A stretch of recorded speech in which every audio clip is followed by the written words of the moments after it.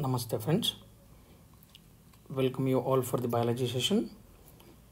This is Manjunath GS from CET Sankalp course. Right?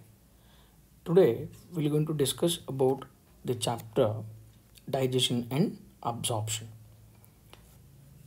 In this chapter we are going to discuss about what is the meaning of digestion and meaning of absorption. Right, before going to discuss, let us take some terms which are related to this chapter. First thing is that nutrition. Nutrition is a process of providing or obtaining the food. It is a process of providing or obtaining the food. For what purpose? Mainly to derive energy. The process of providing or obtaining the food to derive energy. That energy will be utilized. That energy will be utilized for growth and development. For growth and development. So we can define the nutrition like this. It is a process which starts from taking food and up to its utilization. It is a process starting from taking the food and up to its utilization. Right? Process starting from taking food and up to its utilization. We can also define like this. So utilization always to derive energy, and that energy will be utilized for growth and development. That energy will be utilized for growth and development. Clear there? Next. So in this process, what is food exactly? Food, generally we can consider it as any nutritive material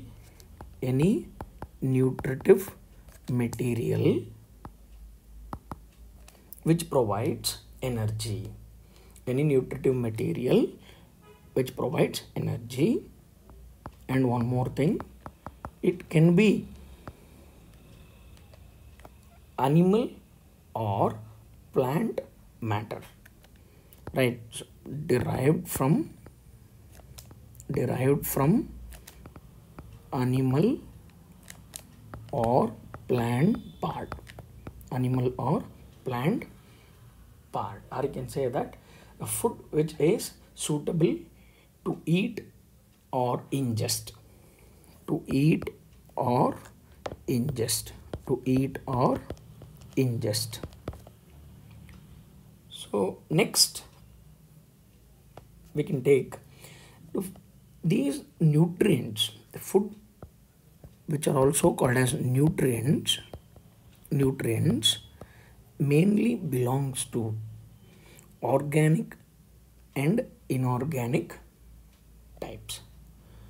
So organic and inorganic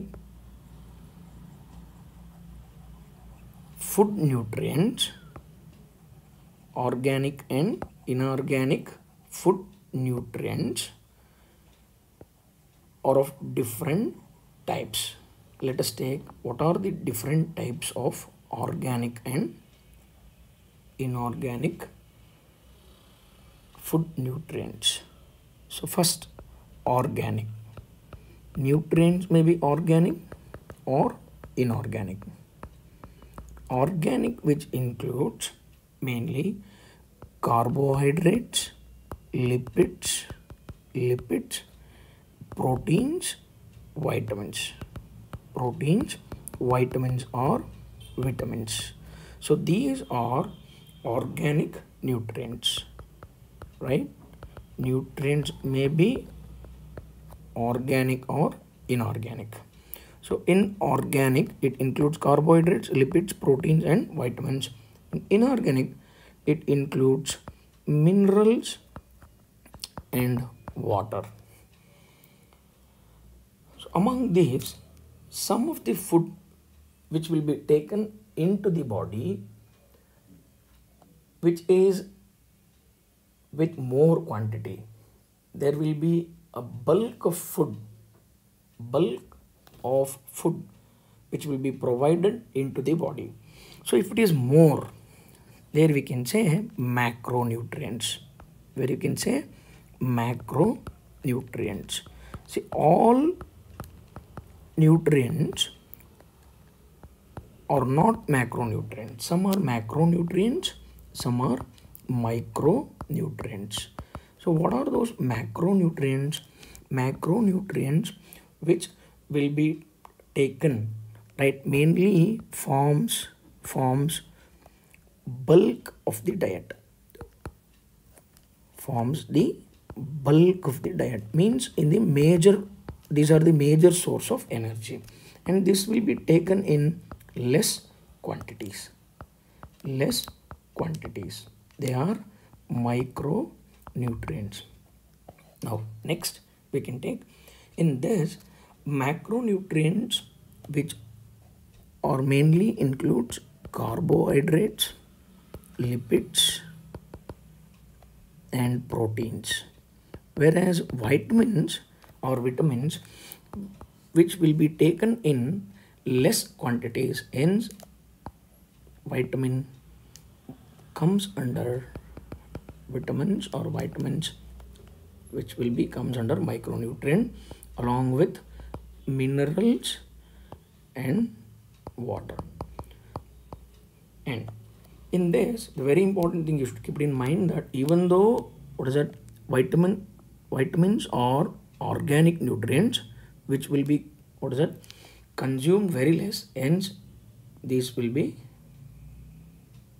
kept under micronutrients. So now next, these macronutrients which are also called as proximate principles of food. Proximate principles of food.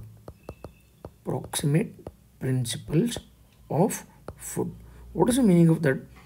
These are the major energy sources.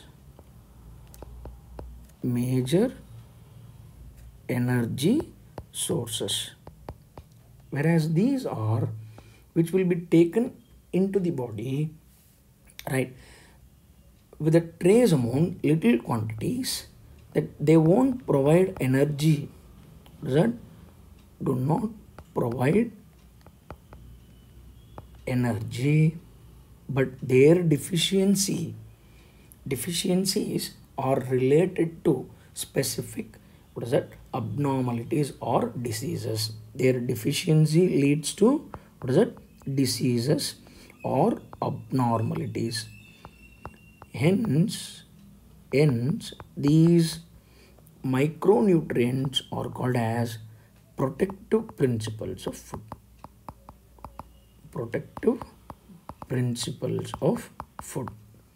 So protective principles of food or micronutrients, and then proximate principles of food, which are also called as macronutrients.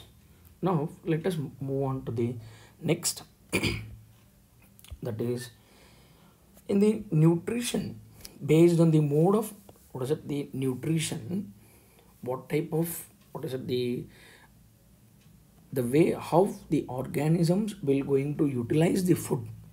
The organisms are classified into mainly 3 types. They are, as we all know that, right, heterotrophs, right? Organisms are classified into heterotrophs. V comes under this, and autotrophs,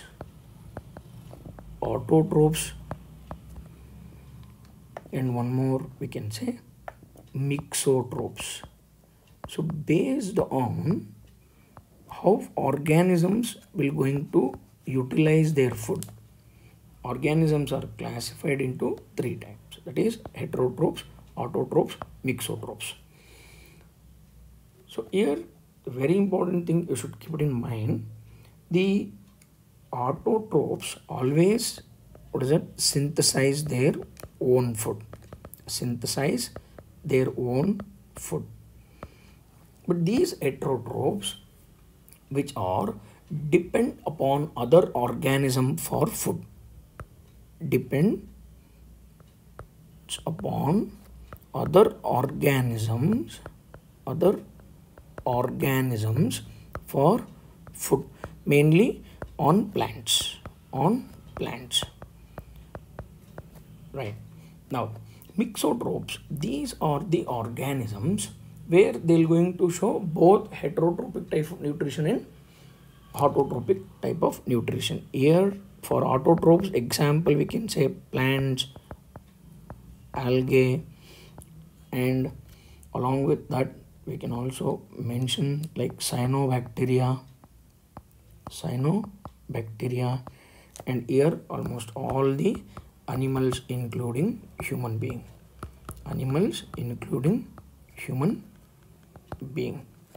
right? So now mixotrophs, the example we can say Euglena, which shows both autotrophic and heterotrophic nutrition. Whenever the sunlight will be there, it shows autotrophic nutrition. Whenever there is no sunlight, if there is no sunlight, it acts as heterotrophic nutrition, right? It acts as heterotroph, right? Now next move on to the one simple question, only organic nutrients. Here we should select only organic nutrients among these given option. So let us take that question. Carbohydrates, as we all know that organic, which includes carbohydrates, lipids, proteins, and it also includes vitamins. So let us select this. In the first option we have minerals, so we can't select, right, the first option, that is wrong.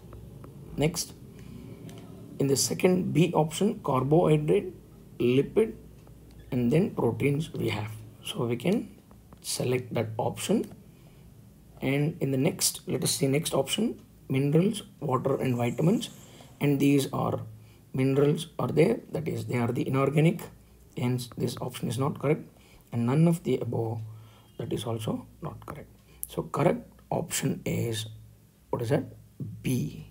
So answer for first question is B, carbohydrates, lipids, proteins, right? Next question, vitamins and water are included under, as we all know that macronutrients, which are also called as proximate principles of food,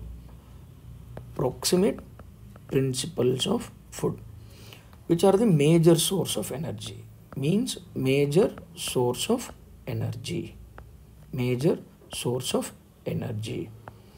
whereas these vitamins and water are the micronutrients.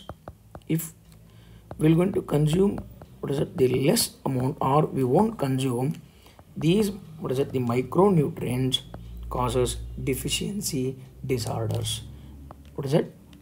Deficiency disorders. This is very important, you have to keep it in mind that, right? So deficiency disorders. So here Hence, we should consume at least, what is that, the trace, or you can say that the little amount of these here, which includes the elements like macro elements, and in case of minerals, mineral elements, that is macro and micro elements. So you can keep it in mind that macro elements, as we all know, that generally that is which includes sodium, potassium, sulfate, phosphate, magnesium. Sodium, potassium, sulfate, phosphate, magnesium. And whereas in micro element, which includes, what is that, iron, iodine, zinc, molybdenum, copper. So these are the, what is that, macro and micro elements. Now, what is the question? Vitamins and water are included under micronutrients, correct? But they are not the proximate principles. Macronutrients are called as proximate principles of food. So what is the answer for this? So first option is wrong. Second option, micronutrients, which are protective principles of food. This is correct. And macronutrients or proximate principles of food. No, which includes mainly carbohydrates, lipids and proteins. Carbohydrates, lipids and proteins. Next, macronutrients, protective principles of food. No, that is also wrong. The answer for this is B. Right, now let us take the next concept. This I already discussed. Generally, the autotrophs, the organisms which synthesize their own food, with the help of simple inorganic,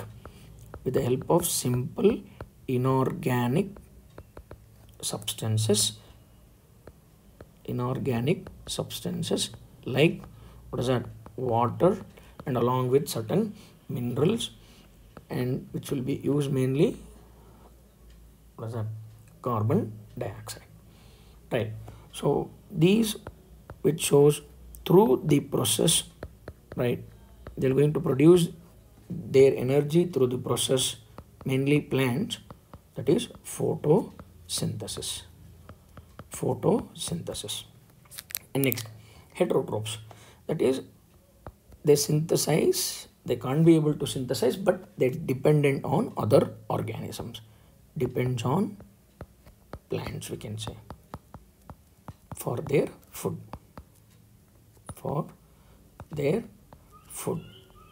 right? Next, mixotrophs, already we've discussed, that is Euglena. Now in this, we can say organisms which depend upon other organisms for food to survive. As we all know that organisms which depend upon other organism.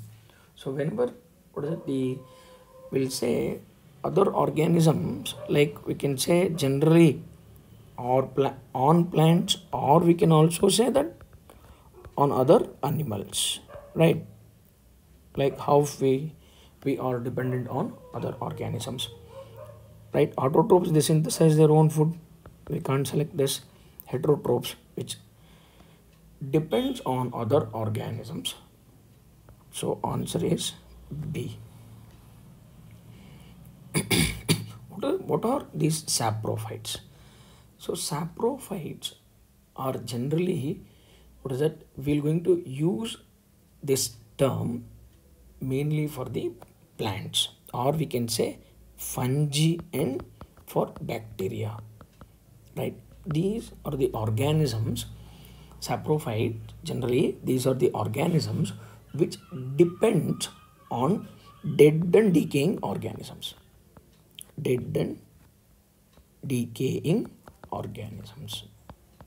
are called as saprophytes. Saprozoic animals like amoeba. So if we're going to use a term saprozoic, that is amoeba is the example. Generally saprozoic we will use for animals, right? So where they will going to, what is that, the directly absorb, right? I can say engulf food substances. Next answer for that is B. Mixotrophs, we know that is a Euglena. That is also we can't select. So next, heterotrophs. So before going to what are to know about these, the heterotrophs, we should keep in mind these heterotrophs, which are mainly, right, they won't have a capability to show photosynthesis, and they won't synthesize the food. They're going to consume, right, the food based on the method of collection. They should collect their food, right, based on method of collection of food, we can say collection of food. Heterotrophs are classified into 3 types. One is holozoic, second one is saprozoic, and the third one is parasitic. Let me give just the meaning of these terms. Holozoic, or you can say that holozoic nutrition. See, let me take up this once again. Animals are called as holozoic animals. If it is nutrition, holozoic nutrition. So heterotrophs are the animals, right? So that where we can say animals are classified into holozoic animals, saprozoic animals, parasitic animals. We can also say holozoic nutrition, saprozoic nutrition, parasitic nutrition. Holozoic animals, or you can say holozoic nutrition. What is that?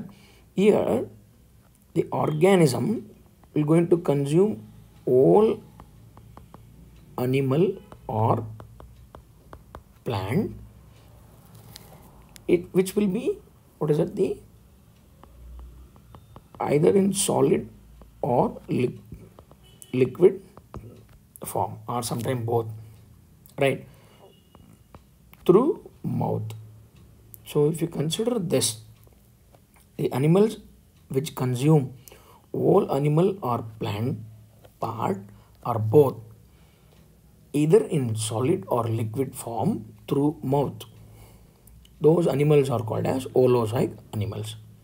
Such nutrition is called as holozoic nutrition. Clear there? They're going to collect food completely. All animal or plant part will be consumed. So animals are classified. Here we can classify the animals into 9 different types. Just I will mention those 9 different types. What is that? Herbivores, we know that, which feeds on the plants, right? And then omnivores, which feeds on both the plant and animal matter. And then detritivores, which feeds on detritus. Detritus means organic substances, organic matter. Next, here we can say carnivore. So carnivores means which feed on flesh or other animal meat. And then yes, for we can say sanguivores, which feeds on blood meal, like female Anopheles mosquito.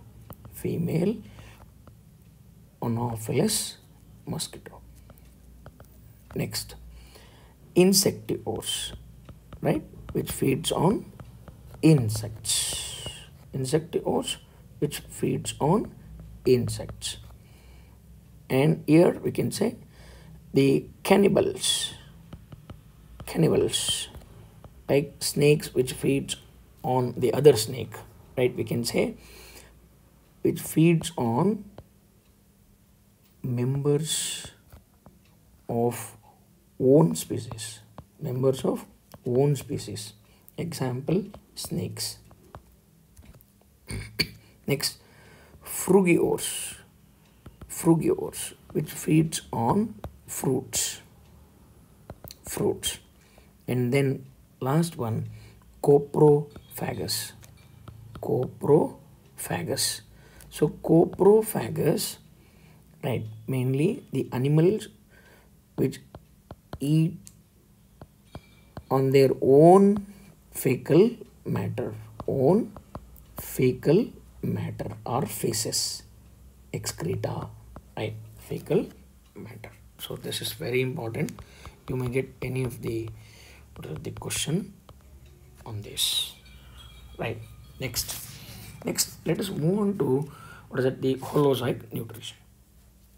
Any animal which shows holozoic nutrition, which will going to show 5 different steps, that is to collect the food, including human being, animals and human being. We comes under heterotrophs, in that we comes under holozoic. We may get this question. We're going to show holozoic nutrition.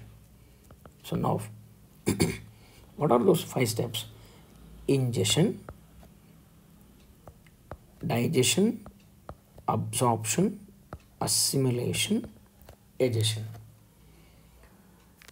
Among these, the first step is ingestion, next step is digestion, next is absorption, next assimilation, and the last step is digestion. So first step is ingestion and the last step is digestion. Let us take what is the meaning of that ingestion. Ingestion, taking in food, right? Taking food into the body by any form, maybe solid or liquid, through mouth. That is ingestion. It is the first step in holozoic nutrition. Holozoic nutrition. Next, digestion. After ingestion, this step will going to take place. This is what the chapter totally depends on. Digestion, the breakdown of complex food, where breakdown of complex food where which can't be diffusible, right? We can say complex food which is macromolecular, larger in size and insoluble state. So this complex food which will be converted into simple, right, food, simple food, that is micromolecular and soluble state. Right, let me repeat once again. Digestion is a process in which the breakdown of complex food into simple food. Right, next, after food, when it gets digested, then later that simpler, the form, that is digested food, which will be diffuses into, that is what, which will be converted in the process of digestion, it will be converted into diffusible form so that it can diffuse into the blood. Digested food diffuses into blood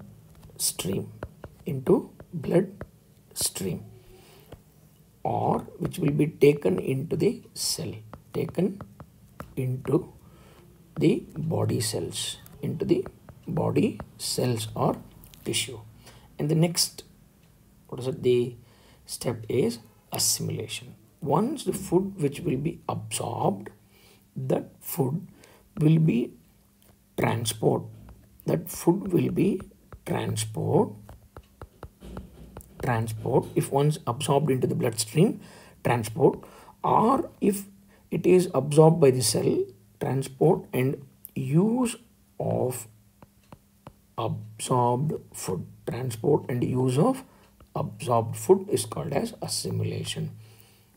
Why this food will be utilized? Mainly it will be utilized, that absorbed food will be utilized as a source of energy. Source of energy. That is where we can say assimilation process, that mainly which takes place. This process occurs in all the tissue cells. This is very, very important. Tissue cells. The process which occurs, right? This is very important, right? So you should keep it in mind. You may get this question. Ingestion, digestion, egestion, absorption. I'm not mentioning here. What is it? Assimilation, absorption and egestion performed by digestive system. Performed by digestive system. But whereas the assimilation is always, what is it, performed by tissue cells of the body. Performed by the tissue cells of the body. This is, you should keep it in mind. Ingestion, digestion, absorption, egestion, which will be performed by digestive system, whereas assimilation is performed by body tissue cells. Now, the next concept, the last step, egestion. Removal of undigested food is called as egestion. Removal of undigested. Astella, we can also say that unabsorbed. Undigested food digest ಆಗಿಲ್ಲ ಅಂದರೆ ಹಾಗೆ absorb ಆಗಿಲ್ಲ ಅಂದರೆ unabsorbed food. Removal of undigested or unabsorbed food from the body, which is called as, what is that, egestion, which is also called as, this process is also called as defecation. Defecation. We can also use F-A-E, right? Defecation. This is the last step. Now, let us move on to some, what is it, the questions related to synapses, what we have discussed. First step in holozoic nutrition. As we all know that first step is always, what is that, ingestion. So option A is the correct answer. So here egestion is the last step, and assimilation where energy will be, what is it, the produced and utilized, that energy will be produced here, and digestion, breakdown of complex food into simplest form or simpler form. Now next excuse me, next question, the type of nutrition where whole plant or its part are taken either in solid or liquid form through mouth is called. So this is based on the method of collection, right? Generally the heterotrophs are classified into different form. Let us take that. The animals, here they are given where the nutrition, type of nutrition where whole plant or its part will be consumed. So in this, which feeds on the animal part, we can say that that is the, generally the animal part, or which feeds on animal or plant part, which are called as holozoic nutrition. We know that What is the meaning of saprozoic? Saprozoic means generally they feed on dead and decaying matter. Saprophytic. And autotrophs, what is that? They synthesize their own food. Synthesize their own food. So this we can consider, what is it? The holozoic nutrition. Clear there? So here we can add whole plant or animal part, or its parts are taken either in solid or liquid form, right? And the next question is defecation. What is the meaning of defecation? I mentioned that defecation, which is also called as digestion, which is the last step of holozoic nutrition. So defecation is a removal of undigested food. So intake of food, which is called as ingestion, we can't select. Breakdown of complex food, that is digestion. Removal of undigested food, that is egestion or defecation. So answer for that is, what is that? Removal of undigested food. Transport and use of absorbed food, which is called as assimilation. Correct, right? Assimilation. Next, let us take some points related to alimentary canal. Now, as we all know that digestive system, which includes mainly alimentary canal and accessory digestive glands, which helps in digestion, right? So accessory digestive glands, which includes mainly salivary gland, which includes salivary glands, liver, pancreas, gastric glands, that is seen in stomach, gastric glands, and intestinal glands. So here you should keep it in mind, these are, what is that, which are associated with the, what is that, which are associated with the digestion. Hence we can consider as accessory glands, or the glands which are associated with digestive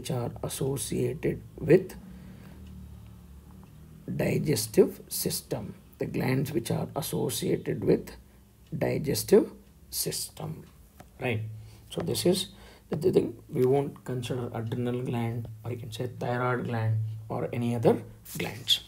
Now we'll discuss about these later. Right, now let us move on to, what is it, the alimentary canal. So alimentary canal, which is also called as gastrointestinal tract. What is that?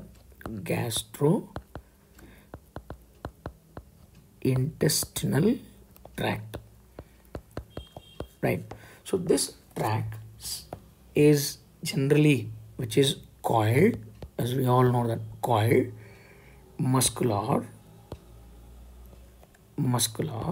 and 6 to 9 meters long. And here the important thing you should keep in mind, that the alimentary canal, which is divided into 3 parts, that is foregut, midgut, hindgut. And hindgut. So now under this we can say different types of, what is that, the organs. Foregut includes mouth and buccal cavity. These are the first part, mouth and buccal cavity. and midgut, which includes from pharynx, where buccal cavity opens into the pharynx, and pharynx to rectum. And in our hindgut, which includes anal canal and anus. So here it includes the large portion of the digestive tract, that is midgut. So next point here, we'll take the path of the food, that is the of the alimentary canal, which is connected one to one. So first part, just recollect that mouth, which mainly through which we'll take food into the buccal cavity, right, which is, the divided into upper roof and lower floor, which is, we can say, upper roof is called as palate, right, and floor is occupied by tongue. Buccal cavity that opens into oropharynx that opens into the, we can also say that pharynx. Oropharynx opens into the esophagus, and that esophagus in turn opens into the pouch-like structure, or you can say J-shaped structure, which is called as stomach. From stomach into the small intestine. Small intestine, which has a 3 parts, right? Duodenum is the first part that opens into the, jejunum, and then that opens finally into the ileum. Here you may get, that is the first part, and this is the second and the third part, last part of the small intestine. And this in turn opens into the, large intestine. So large intestine also includes 3 parts, right, which includes 3 parts, that is cecum.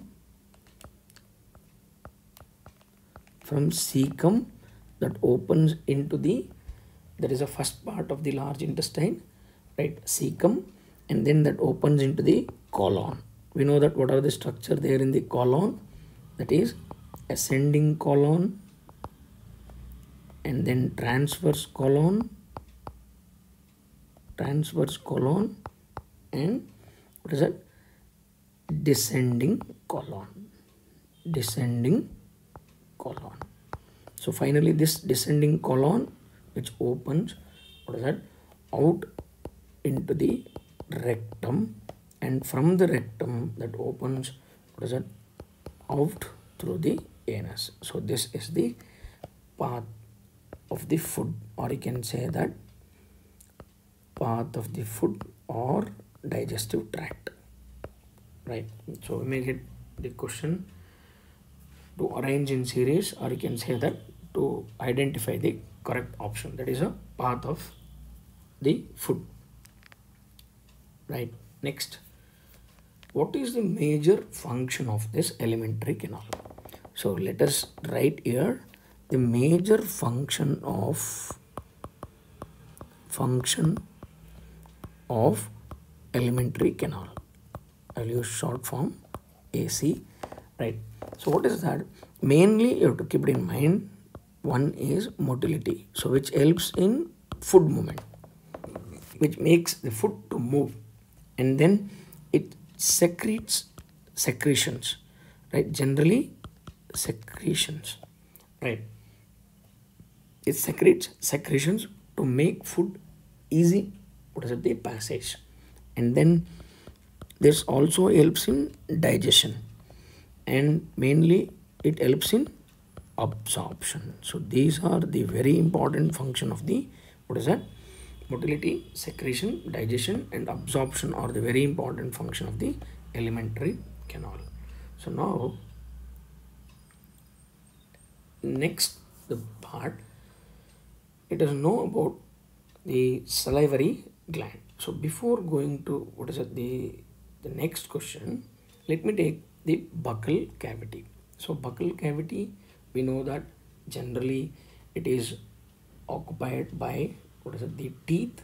So buccal cavity mainly what is that, includes the parts that is a oral cavity, and in that oral cavity we can see palate and tongue, right? So tongue generally, which is the very important structure which occupies the floor of the buccal cavity, made up of skeletal muscles, right? And that tongue will be with a papilla, right? Tongue will be with papilla. Papilla mainly, many papillae contain taste buds. Papillae contain taste buds, right? So this is the very important. In the oral cavity, right? Let me take, that is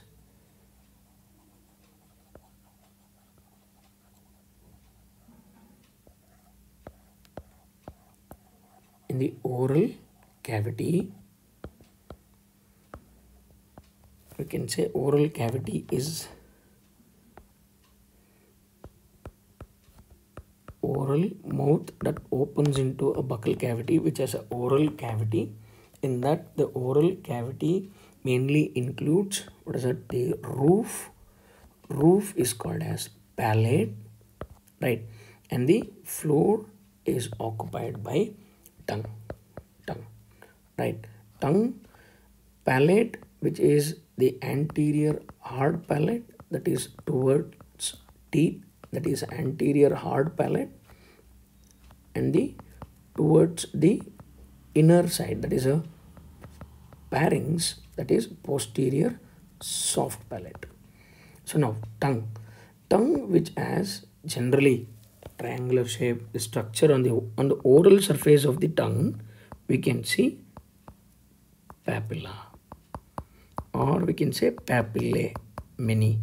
These will be with the contain taste buds, right? So now these taste buds which are helpful in perception of taste, which are helpful in perception of taste. So now let us take some other points related to what is it, the salivary glands. So salivary glands which are present, they are mainly three pairs. There are three pairs of salivary gland, right, in the human being. But whereas in mammals, we can say there are four pairs, right? So I will write here only, right? Salivary glands, which produces mainly saliva. We all know that this saliva, which helps in mainly helps in the digestion of food, which has a salivary amylase enzyme, right? And along with that, maltase and lysozyme. Salivary glands, which are three pairs. What are those? One is paired parotid. These are all, what is it, three pairs. That is, they are all paired. That is parotid, which is a largest salivary gland. Parotid, largest salivary gland, present below and in front of the ear. Below and in front of the, present below and in front of the ears. That is in the cheek. That is in the, what is it, cheek, right? So next, right, internally. Next is submaxillary. Submaxillary is the one that is, it is also present in pair. All these three are in paired condition. That is medium sized, present at an angle of lower jaw. Present at an angle of the lower jaw, right? At an angle of the lower jaw, right? So where we can say that the internally where the lower jaw it can be movable, so that is submaxillary, which is we can say that is a mandible, right? That is why it is also called as submandibular. Submaxillary, which is also called as submandibular. And the third type of the salivary gland is, right, this is the first, parotid, largest, and submaxillary, medium sized, and the smallest, which is sublingual, that is below the tongue, present below the tongue, So now what is exactly the question there they may ask here? In case of salivary gland, they may ask which is the largest and where exactly they are present, that is location. So next, and there in the buccal cavity there are teeth. So in this, generally different types of teeth, we all know that dentition, right? So that is human being, generally we belong to the dentition. It is heterodont, different types of teeth are there, and they are going to appear twice in the lifetime, diphyodont, and which are with smaller cusps and different size. Smaller cusp, they are called as bonodont, right? Bonodont, right? So in these, the very important thing, those teeth which are there in the buccal cavity, they are embedded in the bony socket, that is thecodont. I think you are all familiar with this, heterodont and thecodont. Teeth generally they covered by the structure. If you're going to the recollect, right, where the structure which covers the dentine part of the tooth, right? In the typical the tooth, we can see the dentine part is covered by enamel. So this, the structure, just on rough diagram we can have. So this, if you're going to see this part, which is the enamel which covers dentine part. So enamel is the strongest substance, I can say that hardest substance which covers the tooth, right? That is white part. So white part which is called as dentine. So this part we can call it as dentine. So dentine is covered by enamel, and dentine is not so much strong with dentine with the calcium salts, right? Whereas enamel mainly consisting of the calcium phosphates and fluorides. Enamel with calcium and fluorides, along with that phosphate, calcium and then phosphate and fluorides. So the hardest substance in the vertebrate body is enamel, right? This is related to typical structure of tooth, right? So we know that in case of us, generally, if the teeth are similar, they are called as homodont. If all teeth are same type of teeth are present, they are called as homodont. So homodont can be seen in the animals like the amphibians, right, and fishes. And diphyodont, there are two sets of teeth in lifetime. In case of us, one is a milk teeth, other one is a permanent teeth. And acrodont, so here that is which will be there arranged on the ridges, mainly on the ridges of the bony cavity. So acrodont, which will be there in amphibians, and fishes. Amphibians and fishes. So these are, what is it, arise from jawbone. If you consider this is a jawbone, they are not embedded in the bony socket. Just they are present superficially, attached above the jawbone. If you consider, what is it, this is the jawbone, right? They are attached to the jawbone superficially, right? That is why there will be going to show, what is it, the polyphyodont. Many times they are going to fall and grow, right? So here the question is, if teeth are similar, answer, what is it, homodont. So if teeth are, what is it, the different, if teeth are different, they are called as heterodont. So next question we can take up, which of the following teeth appear only once in the lifetime? So let us take what is the dental formula of adult human being. We know that what is the dentition, mode of arrangement of teeth.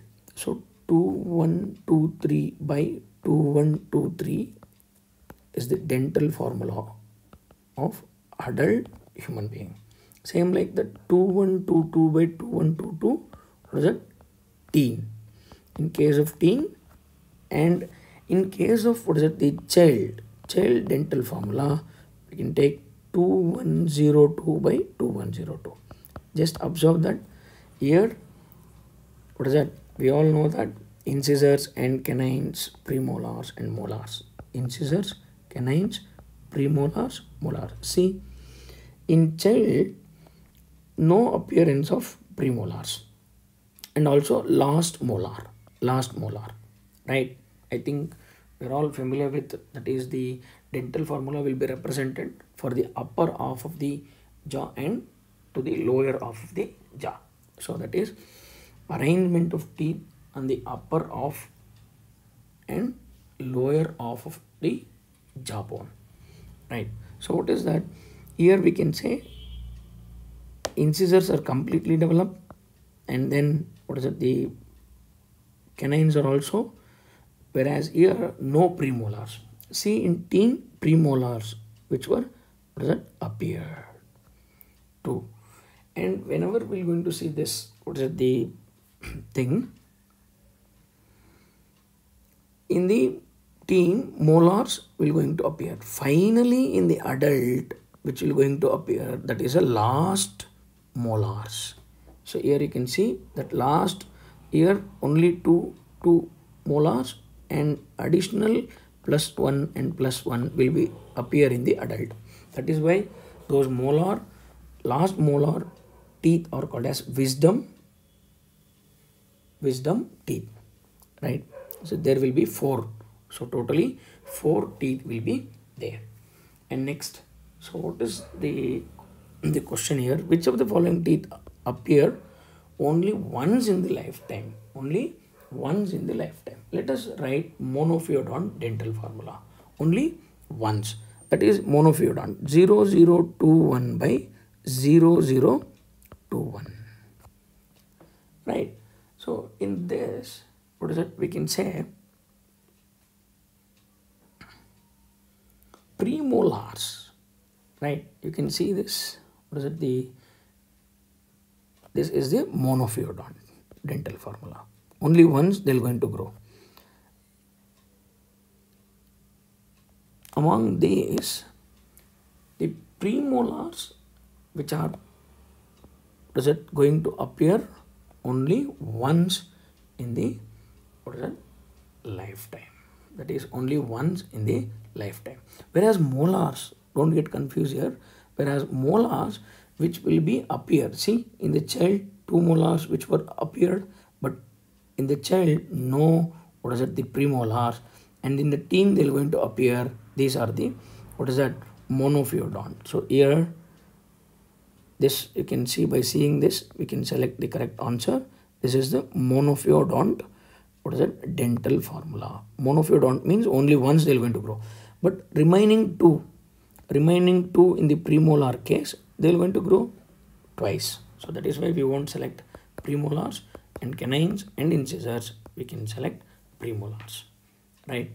So only once, because some of the molars will appear twice. So next question, which of the following correctly depicts the dental formula of child? Already written here, 2102 by 2102. That is, the first option is the correct answer for, what is that? 10th question. Next, type of teeth in human are. That is, we already discussed about that heterodont. We can say heterodont because of the different type, and they are thecodont, embedded in the bony socket. And then we can also say bonodont, the cusps are smaller size. Bonodont, where the cusps are smaller and different shape. Right? Cusps means the upper surface of the tooth. Right? The cusps. In some it is pointed. Right? In some it is chisel shape. Right? So that is, in some it will be broader cusps. So that is what we can say, cusps. Right? Bonodont. And one more we can say diphyodont. So what is the answer? Homodont? No, they're not same type. Lophodont in the elephant? No. Diphyodont twice. Heterodont, selenodont. So selenodont generally seen in herbivores. Selenodont, which will be seen in herbivores. Selenodont, which will be there in herbivores. Right? Hence we can't select A and B. Bonodont, thecodont, heterodont. So this is the correct answer. Diphyodont, heterodont, acrodont. I already mentioned that in amphibians and fishes. So hence this is also not correct answer. So correct answer is, what is that? C. So with this, let us stop this. We'll continue in the next session. Thank you.